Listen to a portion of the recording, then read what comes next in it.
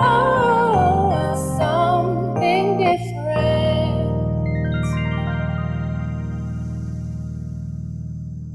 Ephesians 6 verse 4.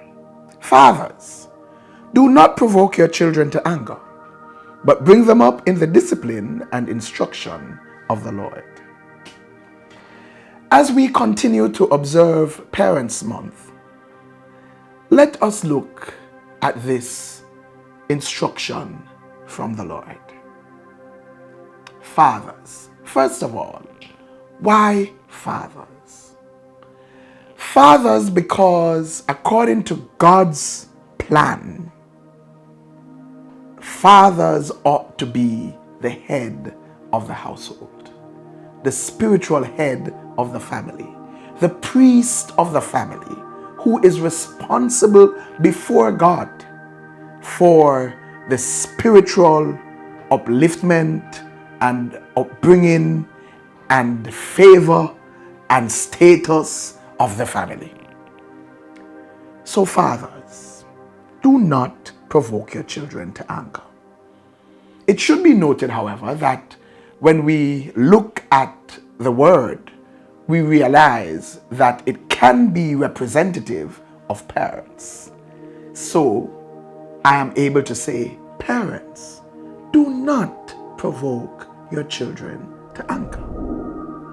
Yesterday we spoke about the need for children to obey their parents. And the scripture went as far as to say, in everything.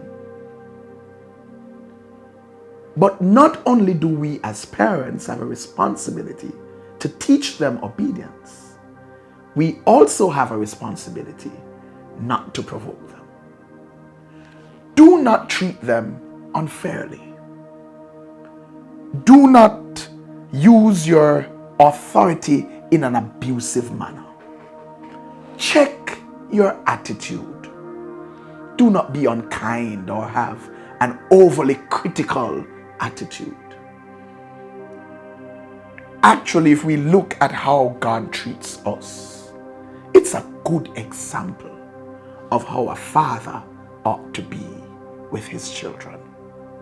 So the scripture says, do not provoke them in anger, but bring them up in the discipline and instruction of the Lord. First of all, when we look at the term bring them up, it speaks of nurturing soul, body, spirit.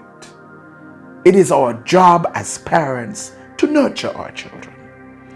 It is our job to ensure that when we discipline them, it is not done in anger.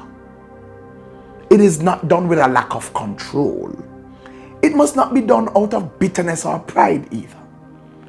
Do not discipline the child in a way that really comes from your feelings about the other parent who may be absent.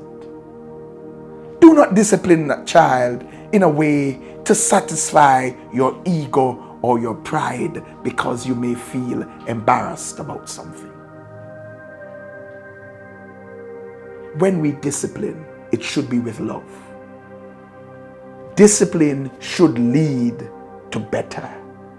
Discipline should be corrective and rehabilitative. So do not provoke them, but train them and admonish them. Interestingly, training there speaks of disciplining, and admonishing speaks of teaching. So we must have a balance of encouragement and rebuke. Teach them, train them, yes, discipline them, but do not provoke them. Let's talk about it today.